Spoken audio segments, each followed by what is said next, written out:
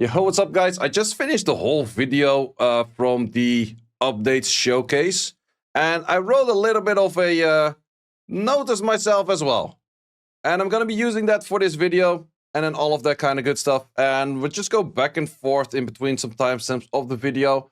But this will be showcasing you all of the information that I do have, also from talking a little bit more to the devs. But they did ask me during SWCs, like, oh, do you have questions about the tomorrow update? In all honesty, I wish I would have seen everything that I see right now, but I didn't get any information prior to that. So in that case, the update date is still unknown, but I do expect it to be on the 11th or 12th of November. And that is just an educated guess based on whenever some of these events are running out. And mostly events are timed out at a certain time where the next event just goes right away. So that's what we have over there. A thing that I do also want to mention with this kind of event or with this kind of thing in the first place is that I'm just going to let this run on the background a bit when I yap about my things as well. One of those things with Reloaded mainly was Reloaded was really bad for the first 3 months, and afterwards it actually got updated to it being good. So it could be that certain things might be on low numbers at start or might not be exactly as they want to be, but they will look into it to maybe improving that. So definitely feedback from community, me, other players, that kind of stuff is definitely things they will look at and those kind of things. What is really noticeable, and they also did mention it at the start of the video, is that they were very nervous about this. Because the main composition of this is that they try to make casual players and tryhard players both appealing and enthusiastic about the game. And that's always a very hard thing to do, because you see it with any new game that's released. You have tryhard players clearing all contents within like 3 days, and then you have the super casual players playing like once, like a blue moon or like whatever you want to call it, half an hour a day, hour a day, and they feel like they cannot catch up, whereas the tryhards claim is like, yo, there's nothing to do, there's no content. So that is definitely a thing for issues for games that have been running for a super short time, so just a new release game. But games that are running for a very long time kind of have that issue as well, where they just kind of feel bad for not being able to participate as well anymore. And this update is actually really catering towards that. So the main thing is, how can you make the new players enjoy the play, or the casual players enjoy the game, whereas you're not pissing off the tryhards? That's the main thing that I would like to call this update, and I think they're actually doing a very good job at that. But because of that, it is also noticeable that they are very nervous how this update is received. So I'm trying to do my best in this video as well, which I do know is probably watched by the higher-ups or someone that reports to the higher-ups, as giving the feedback. Just went through all of this in like a 3.5-hour stream. So for first things, I do think that they actually do a pretty good job at exactly that, making it for the like the casual players, not even free to play, but just casual players, a lot more interesting and chill to play, because the game got older, but so did we. I think a lot of the viewer base that I have, I can see that in the numbers, but also a lot of the player base that is playing this game started playing somewhere between high school, college, or any kind of given time where you had a lot of time. And thanks for the prime, Mr. Dark. But you were playing this game at the time you had a lot of time yourself as well. And that changed. Maybe you got a family, maybe you got like a job, maybe things changed in your life. And because of that, you're just not having as much time anymore. And what we see over here is right away the first thing is the Ameria blessing. And I'm just going to call it the gangsta boost. And the gangsta boost, what is the gangsta boost? It's crazy good. You're going to get for the first 500 energy every day, no bad drops. There's going to be nothing bad in there. There's just going to be runes, runes, runes, and more runes. And they're going to be only legendary and only hero, which does mean that the legendary drop rate, I did check the numbers, the legendary drop rate itself is normally at 10%. It goes to a 40%, which is absolutely insane. Plus the odds of you not getting any of the trash things where you just get like unknown scrolls or anything like that does mean that you're just gonna get, like they mentioned, a 22.4 times better drop rate for that first 500. I am not too sure if that's the case. It is no reason to hold purple runes anymore. I highly disagree on that. And I did actually showcase an earlier rune on that just earlier. Runes like these, hero runes, you do want to get. Flat runes is actually something from the dev talk we did in February. Flat runes are in-game just to not give everything out too easy. They are in-game on purpose to have some filler stuff that you just have to sell. Simple, it's a choice they make, but they keep flat runes in-game for a reason, and it's just to have some fillers, some fluff stuff. You can agree, you can disagree, but in the end, if you get everything for free, everyone's on the same rune set, and we're all quitting the game because there's nothing fun to it. So I really do like this idea. Why do I really like this idea of this blessing in the first place? Is mainly because this will give people a reason to play, a reason to log in, a reason to do your dailies. Sure, that people might say it's like, ooh, FOMO, you don't want to miss a day, that kind of stuff. Yeah, if you want to have your player base playing your game, you kind of have to create a certain point of it's like, hey, it's interesting to play, especially for those first few hours. And 500 energy is definitely not that bad, because 500 energy, if you have been playing the last month, you have probably have seen this Daily Fever Rune Box event. That is 500 energy. It's so easy to get, because the day reset was at 26 minutes ago. I'm already nearly done. I farm relatively fast. For someone else, it might take a little bit longer, but 500 energy is definitely really not that bad to do. So I do think that it is really nice. They did also mention one thing, that they don't want to be having the gap too much of where the blessing is crazy OP and the non-blessing farming is a lot worse. And for that reason, they were talking, but this is not really exact. This was from the Q&A, where they're going to be reducing the cost 1 to 2 energy on like the normal dungeons you're farming. Also, what you see on the screen right now is that we have dimensional hole improvements. There are going to be no more blue runes on that. Drop rate is apparently improving by 3 times, which is a lot right there. We're also changing the system where we don't go to... we don't have 100 max energy anymore, but we have 1,000 max energy. But also the costs get a little bit more and that kind of stuff. Simply said, you get about like 37.5% more runs in. They also, for the ones that you buy, so the extra ones that you would normally buy over here, and then here, and then here, these will be on about same-ish level. Thing that you might ask is like, hey, say, should I be stacking your dimensional energy? Should I be buying these, yes or no? To be honest, I have no clue what they're going to do with the current dimensional energy you have. Because let's say that you're currently sitting on a 12 dimensional energy. Do they make that a ×5 to keep up with like the farming, or like to keep up with how the changes that is? Do they just ×10 this? Do they just max fill it out for you? I have absolutely no clue. I would say definitely wait until the dev notice. Make sure that you're not overstacking, but keep it on like the high 90s-ish. And then wait until the dev notice actually does or does not say what it's exactly going to be, because we're still waiting on the dev notes of what that's going to be. Also, with the new style, you will have a lot faster on your, or you can get your 2As a lot faster. And even on new accounts, you get the 50 boost on top of that. At least I do think that that would stack.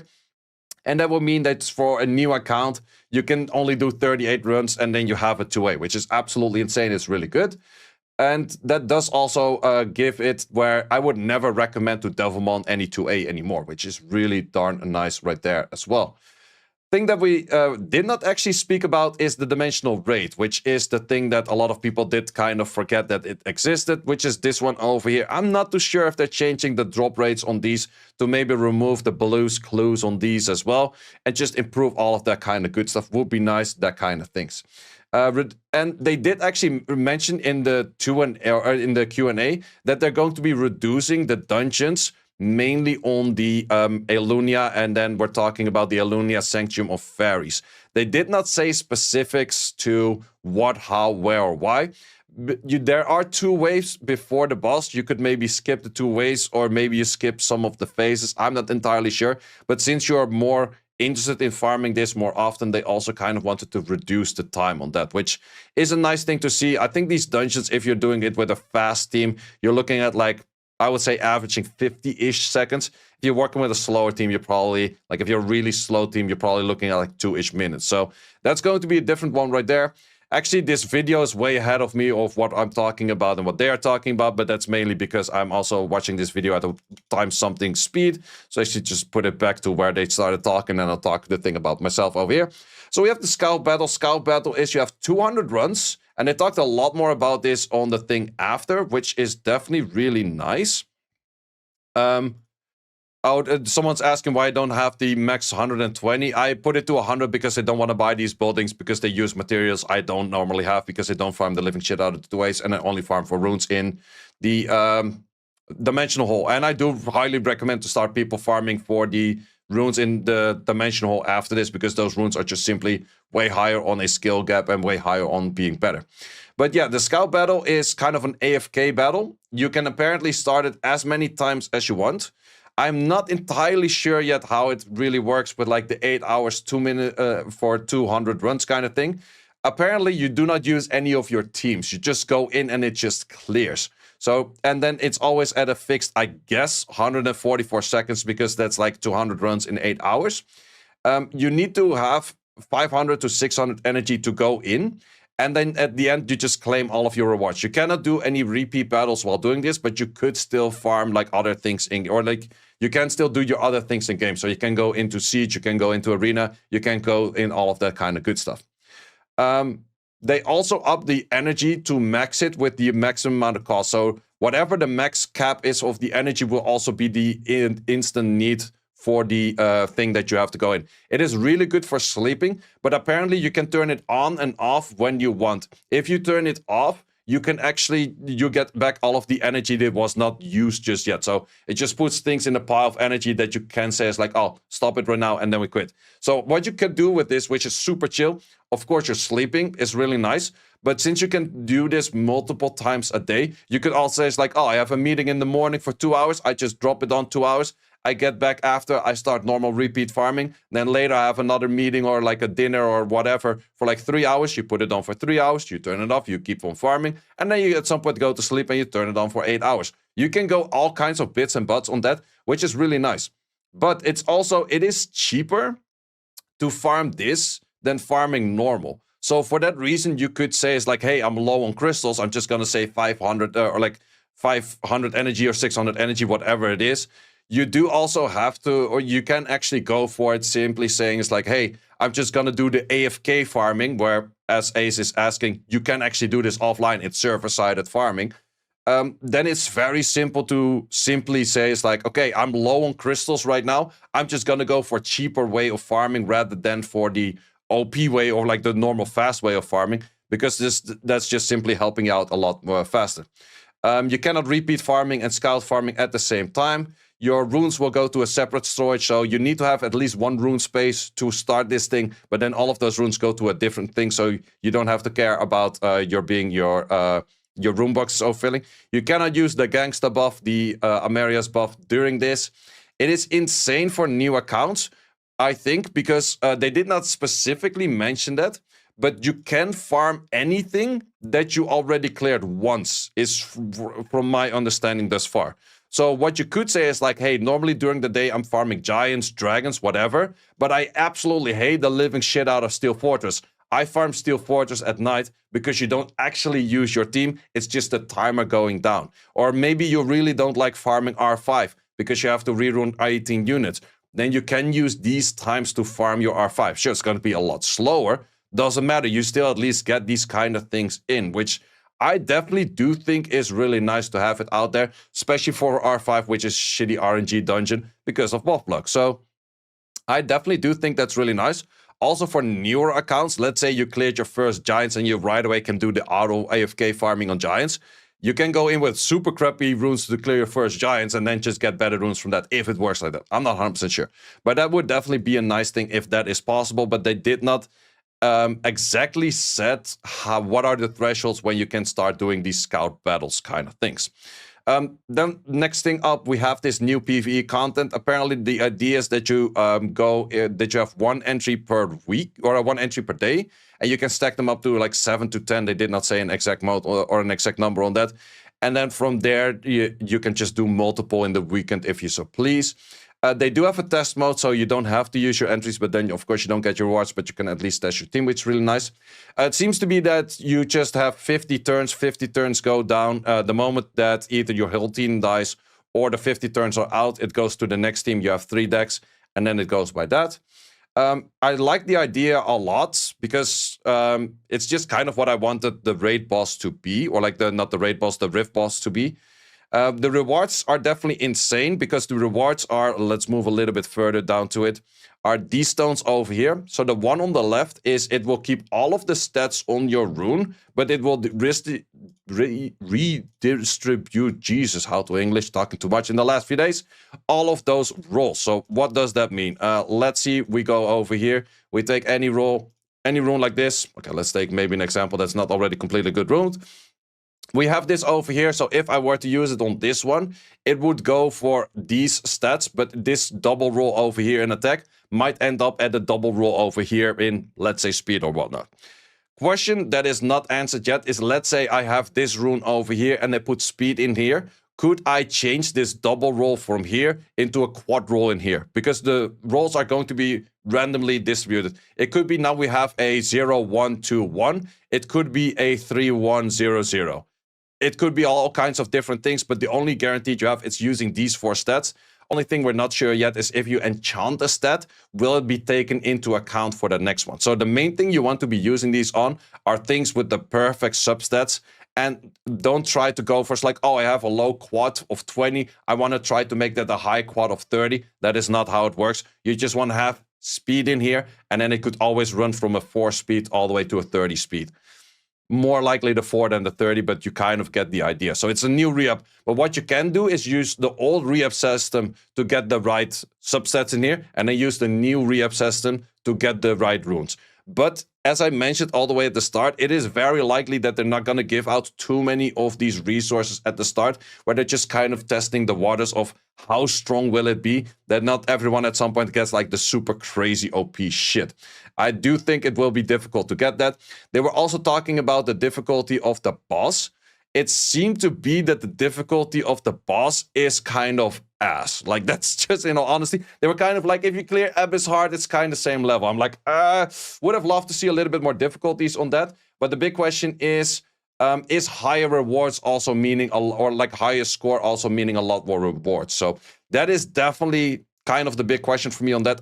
There is a leaderboard system. I'm not sure if the leaderboard system gets a reset, or it's a leaderboard system such as the PvE dungeons that we have in Abyss right now, which are pretty much just like, yeah, you're number 1, but you're number 1 jacking off. No one cares. Like, that's kind of the thing. So I do hope that the leaderboard system does actually have meaning in there, because in the very end, like, if you're rank 1 over here, it just means that you use a team that will never actually run that all the time, and it's completely useless. So I definitely do hope, I've been asking many times before, they should be having a leaderboards over here for runs of 30, which do actually matter anything. But sure, whatever, not talking about that right now. I do hope that it has more value than the thing that we have over here, because in the end, you can get 70 million, but after 3.5 million, you're not getting a single bit of better update in your drops, which is a little bit bad. And actually, I'm scrolling a little bit too far down, or too far up. But I do hope that more, more points means better rewards. Would be really nice. For the artifacts-wise, they did actually just showcase it over here. Artifacts are going to be a little bit different, where you have in a lot of different games, you're going to be locking out things that you don't want to reroll, which is actually really strong. And with artifacts, that's very strong. It is good that they don't do this stuff for runes. I think some people might want to be looking as like, hey, we want that in runes as well. But if you were to do that on runes, I think it would be way too OP, because then everyone's just gonna get quad roll after quad roll after quad roll. Whereas right now, the main thing that you want to be aiming for most likely is, if we go to artifacts, you want to be trying to find those artifacts such as this, for example. It's like, hey, these 2 lines are good, but I would like to have an additional damage by attack in here. You try to change that. Or you do it the other way around, where you have, I probably have some quad roller over here in weird stats like recovery, this, exactly. Would maybe not do that on an attack type artifact with a defense base. Do I have something else? This, perfect. Yeah, plenty of those. So let's say that I first do this one, locking in the recovery to get the other 3 lines that I want perfectly. And then I start doing locking the other 3 to get the recovery to something else that I would like to have. Thing that you have to keep in mind is that there is, I think, like about 20-ish different lines that you could reroll into. So getting the perfect one is probably like a 4 to 5% chance. So if you say it's like, oh, I just want to make this additional damage by speed, I'm going to do 3 in there and it's going to be fine. Most likely you're going to be needing a lot more of those. And I definitely do think it makes sense. But if you get that right one, it's absolutely freaking goated and super, super strong. So I definitely do think that it is very nice. The big question is, of course, how often can we do that? How many rewards do we get on that? They did mention at some point a little bit later as well, where they are going to be doing this, where you get more of those rewards in both Siege and World or in RTA. So Siege and RTA, which is very interesting because in RTA, anything in RTA, what you can get right now is just scrolls. It was never anything for runes as much. Like the rune box was in there, but that was like the worst buy in the history of the game, pretty much. This could be, if it's a good buy for a good exchange rate, might be a very interesting thing for those. Later on in Q&A, they also mentioned that, especially for Siege, they really want to up the rewards in a lot of stuff of just giving more rewards, faster on the track, more points, more seal battle, like seal tokens, whatever these are called. Just a lot more focused on giving good rewards in Siege. So might actually give a little bit more value for people to think like, hey, G3 guild might actually not be that bad. Furthermore, about the boss is supposed to be rotating in elements from water, fire, wind, light, dark. And the current one, or the current water will be different than the water one 5 weeks down the line. However, we have heard that before with the Abyss Dungeons. Within the Abyss Dungeons, they also did say that they were thinking about making everything rotate, change, and have different skills, blah, blah, that kind of good stuff. They never did. So we also seen something like a world boss, never changing elements. So come to us and changing their elements at their whatever they're doing. Maybe they will, maybe they won't. That's definitely a thing. It is, as mentioned, Chronicles also had the refinement of runes where you could just start rerolling until you get a quad speed, pretty much. And that's where everything kind of became, it's like everyone has the same freaking things. So it's good that they do this for artifacts, because artifacts are still this kind of forgotten thing. People don't really want to spend too much time in artifacts. People really want to be focusing on getting better runes, and the artifacts kind of are lackluster. So boosting artifacts to become better, easier is good. Doing that on runes, hopefully don't do that, because then everyone is rocking like 30 quad speeds on every freaking slot all the time. So that would be good. So those rewards are added to Siege and World Guild Battle, which is definitely very nice. They also did mention that something about a summon selection pool, which I think is very nice, especially for earlier game accounts. I'm not sure if it's just the 4-star or if it's also the 5-star. I think it's also for 4 and 5-star. And I think that is really nice because nowadays there's so many units in the pool, and you just want to have your Magic Mike, your Star, you want to have that unit, or you want to have your Teshar, you want to have your Leo. You don't want to be pulling all of those new units that are super RTA late kind of stuff, which I definitely do think is very nice that they added into the game. As mentioned, they talked a lot about Siege improvements as well. A thing that is missing, which we'll talk a little bit about later as well. There were a few things missing, but all the way at the end of the Q&A, they are talking about a new PvP content. And the PvP content, they actually had 3 things for this tomorrow update. They had the Challenge Arena. They did already release the Challenge Arena because they felt it fitting at the time. Tomorrow update is coming now. And the thing that they still have on the pipeline to do is another PvP content. And let me go to the exact timestamp of that. I think it was somewhere towards the end. Was it all the way over there? Yeah, it was somewhere over here. So they did mention that they're going to be adding some kind of PvP content, and it is relatable or comparable in certain ways to Dimensional Hole and PvP with decks. That's the main thing he said. So if we're talking Dimensional Hole, it could be 2 ways of RTA. If we're talking about the requirements that you have in a lot of Dimensional Hole dungeons, it's already what we have in Special League. 15-star, same element, blah, blah, blah, that kind of good stuff. But one thing that is actually somewhere in Dimensional Hole, what you don't have anywhere else, is over here. And if we, I think in the ranking, do we have that? Do we see the 3 different teams? Yeah, it's doing PvE content with multiple teams. What if we do PvP with multiple teams? So we're going into what we now see, for example, in League of Legends, where they have Fearless Draft, where you cannot be repeating same drafts kind of style in PvP, or multiple teams, best of 3, I don't know. There could be a bunch of things over here, but these are kind of the things that they hinted to for that. So then about the things that did not really get mentioned over here, I did recently got a message from someone about no more 2v1s and that kind of stuff. Was a Reddit post on that as well. I do want to talk about the 1v1 situation for a second. And that is actually, I have a statement on it that some people might not really enjoy to hear, is that I really don't give a shit about 1v1v1. And the main reason is that if you get 2v1s and therefore you don't make it to the tournament, you would have lost your first round in the tournament as well. If you were 2v1ing against another guild and you're not like a real good 1v1 guild, you will lose your first round in the tournament as well.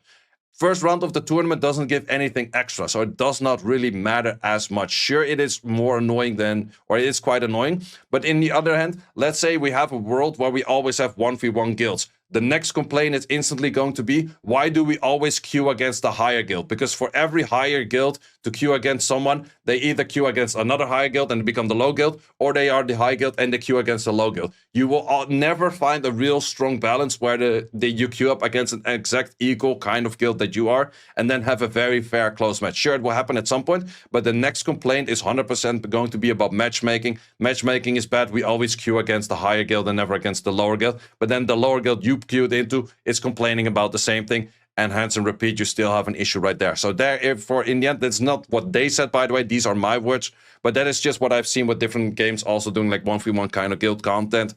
It is just a simple fact. So the 1v1 adds a bit more strategy to all of that kind of sense, and therefore I do think it is still fine to have 1v1 in there.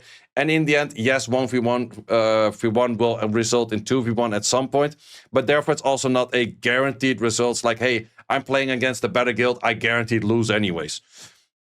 That is just something that is in there for me for the 1v1. Is it annoying? Yes, sure it is. But I definitely think it gives a lot more dynamic to the strategy and all of that kind of good stuff, rather than a 1v1 guild. Pre-ban was not mentioned at all. We did talk, or I was able to talk to the CEO, which you see here on the screen. Pre-ban is definitely something they do know that we really ask for. They haven't done it yet. I don't exactly know the reason why not, but it is just one of those things. Sometimes they implement things we ask for. Sometimes they have a reason why not.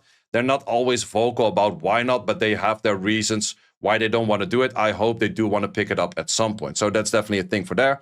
Another thing is that they have no new 2As, but they did actually mention 2A is coming in the next half year, plus the new dimension. So that's going to be somewhere for the next year.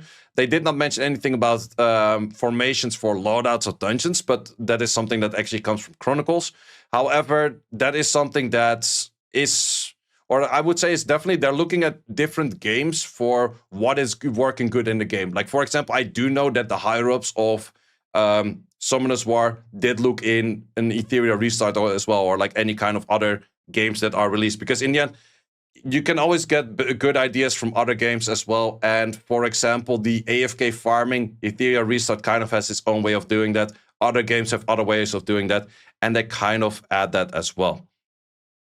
They didn't say dimensions. They actually did say dimensions, which is plural. That is actually true, but I'm not sure if that's a translation issue. Currently, we have one dimension open over here that is still doable to get, but they said plural. That is true. But if we're gonna get plural, I'm not sure. My final thoughts is, if you want to have more information about this and more specific keys, you can definitely check out the video. But in the end, this video is still already 30 minutes long as well. But it gives you a little bit more understanding for that. I definitely can tell you that they do try as much as possible to listen to the player base, but then again, everyone has different kind of ideas of what's good for the game, and they have to take their own choices of saying like, okay, this is what we implement, that is what we implement. So because of that, your feature that you might be requesting isn't in the game yet because they have a certain reason why not to do it yet. But they're definitely trying to listen to the guys as much as possible and be good for the longevity of the game. So did also have a little bit of a talk with the developers at the end of SWC, as mentioned. They mainly asked me about like, oh, what do you think about this in tomorrow, that in tomorrow? Unfortunately, did not see this video at that time yet. Funniest thing ever, one of the higher ups, like some of the questions I asked, like, oh, please watch the video, is all he said. It's like, hey, that sounds like me when you guys are asking me for dungeon advice, and I'm just saying like, watch the video, it's in there. So yeah, I was exactly understanding where he was coming from. It's like, what speed does this and this have to be? Watch the video. This and this question, watch the video. So that kind of stuff was definitely repeated, and that was funny for me to see. But yeah, I think that's all for this. Final thoughts. I think that this update is really good. The more I've seen about this update, the more I feel enthusiastic about this update. I will most likely start a new beginner series to also experience this update as a new beginner account, because I think there's a lot more chill things to the game. It's easy to up your runes right now. It is easy to farm your runes. It's easy to AFK farm your runes. I think the free-to-play value of doing the scout battle is so much better. It's easier to get your right units because of the selection of the units itself. It's so easy to get a lot of 2As. There's so much good stuff to this patch. I would definitely rate this patch 8.5 to 9, so I'm definitely very enthusiastic about it. Of course, there will be a dev notice that will give more information about what has been said here today, so not everything is exactly set in stone just yet. And I think it's really good. Is this also a good event for the old accounts? I definitely do think it's good for old accounts as well. I think it's mainly good for people that were feeling like, I don't really feel like playing that much at the moment. And then these kind of things are like, oh, wait, I can actually still catch up with a good bit of like farming and that kind of stuff. So in general, I think that this is a really good update for a lot of things. It makes things just easier. It is a little bit refreshing. We get new PvE stuff. And I definitely do think that it is a right step in the right direction where Comtois hopefully also receives from the community like, hey, we like this kind of stuff. We like it when you guys take chances. We like it when you guys try to change things. Because if the game is just still, if the game is just boring, if the game is nothing changing, then at some point people will leave. But I do also hope that people voice their opinion and do get their ideas of like, okay, these kind of changes is what we like to see in the game. And because of that, they are also feeling the freedom of saying like, hey, we also feel that we can make more drastic changes to the game because people do enjoy those more drastic changes to the game. So definitely a real good stuff. Also, of course, let me know in the comments for your guys what you guys think about it. I'm very sure that Comtois people will be watching this video as well. Not sure if they will be reading the comments, but you can definitely check that out too. And yeah, let me know what you guys think, and I hope you do enjoy it as much as I do. I 100% will be making a video again the moment we have a developer notice, because the developer notice is probably going to be an essay of all of that kind of good stuff out there. It's going to be a really long developer note, so it's definitely worthy of a video right there.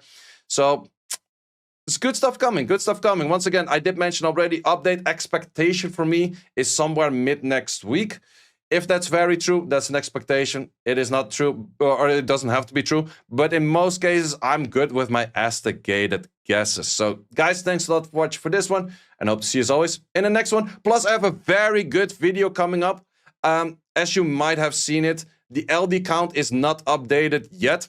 I did already do my summons at SWC. I did go over 1,000 LD since my last LD, but there might be something being pulled in there or not. I don't want to spoil it for you guys just yet, but we had every pro player at SWC was summoning on my account. It was super funny. It's going to be a vault kind of style of the summon session with also just my summoning next to it. So if you want to see that, gotta subscribe to the channel so you know when that one is coming, guys. So all of yapping for me for the last few minutes. See you as always later. Thanks for watching. If you would like to see more guides, join the Discord and check out the content tab for the guide video archive, which contains all of the guides that you might need. Hope to see you there.